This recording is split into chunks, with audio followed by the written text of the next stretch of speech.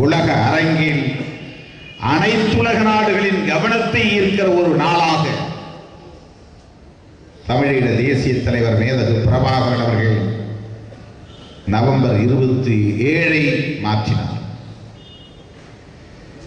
ஒவ்வொரு ஆண்டும் நவம்பர் 27 அவர் ஆற்றுகிற உரை, மாவீரர் நாள் உரை எதிரிகளால் கவனிக்கப்பட்டது.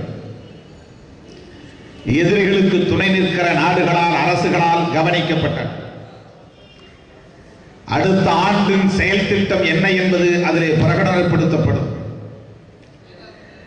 கடந்த காலங்களில் ஆற்றிய பணிகள் அதிலே பட்டியலிடப்படும். தம்முடைய நோக்கம் என்ன, வலிமை என்ன என்பது அதிலே அறிவிக்கப்படும். ஆக தமிழர்கள் அதை ஆவலோடு எதிர்பார்க்கிறார்கள் என்பதை விட பகைவர்கள் ஆவலோடு எதிர்பார்த்தார்கள். பகைவர்களின் நண்பர்கள் ஆவலோடு எதிர்பார்த்தார்கள்.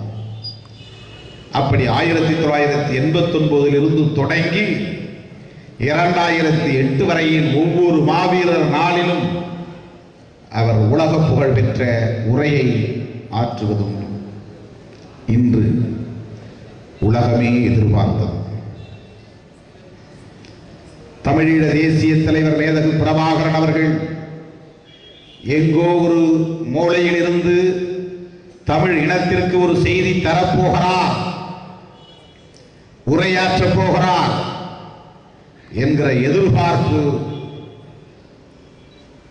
உலகமெங்கிலிருந்தும் விரவி பரவி இருந்தது. தலைமை செயலகத்திலிருந்து ஒரு அறிக்கை வெளிவந்திருப்பதாக தகவல் கிடைத்திருக்கிறது. தலைவர் உரை என்ற அறிவிப்பு வரவில்லை. ஆக 89 இருந்து 2008 வரையில் அவர் ஆற்றிய உரைகள், அவர் கொடுத்த நேர்காணல்கள், இவற்றையெல்லாம் தொகுத்து பார்த்தால் நம்முடைய மக்கள் பாவலர் இன்குலாப் அவர்கள் யார் யாரோ என்னென்னவோ விமர்சனங்களை எல்லாம் வைக்கிறார்கள் என்று சொன்னாரே, அந்த விமர்சனங்களுக்கெல்லாம் அதிலே விடை கிடைக்கும். யாரும் அதை படிப்பதில்லை, கேட்டதில்லை.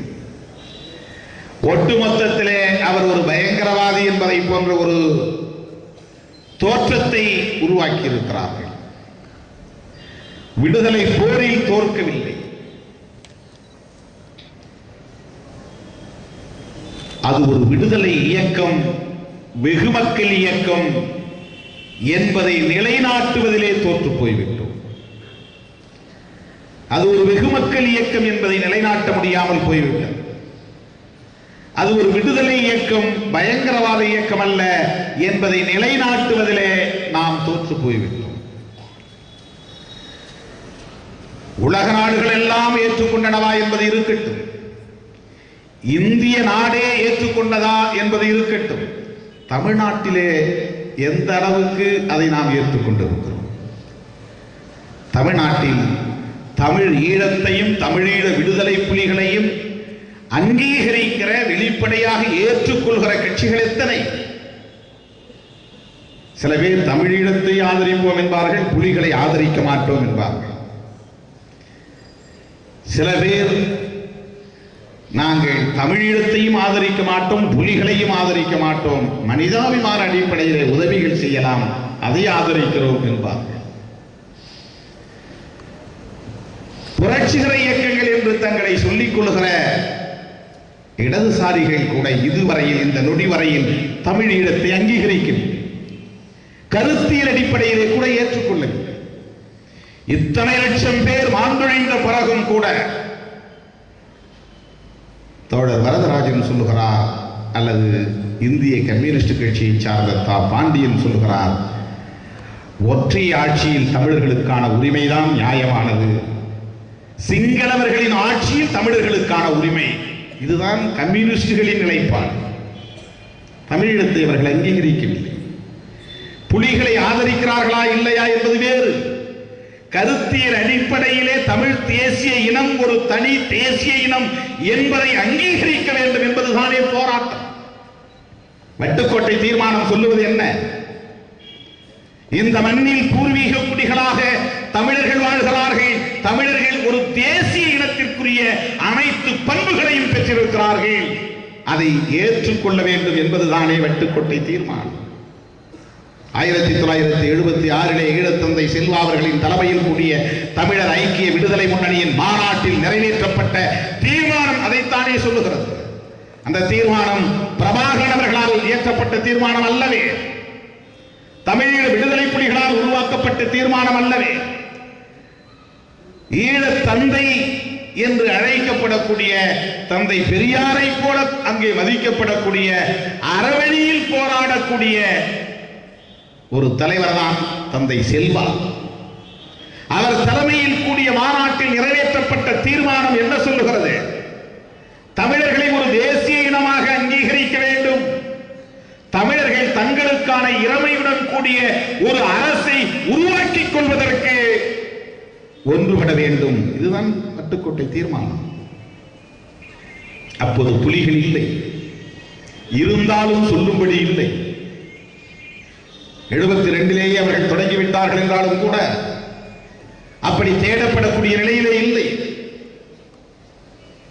அவர்களால் பயங்கரவாதம் என்று இப்போது சொல்லுகிறார்களே, ஈழத்தந்தை செல்வா இந்த தீர்மானத்தை நிறைவேற்றுவதற்கு என்ன காரணம்?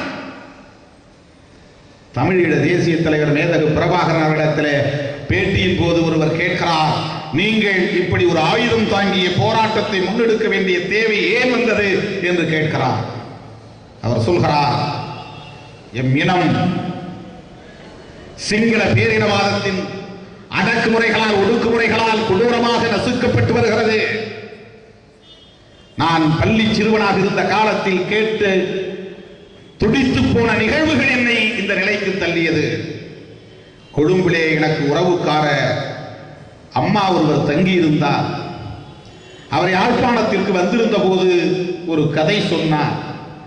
1958 நடந்த கலவரத்தின் போது எங்கள் வீடுகளுக்குள்ளே புகுந்து சிங்கள இனவெறியர்கள் கொடூரமாக தாக்கினார்கள்.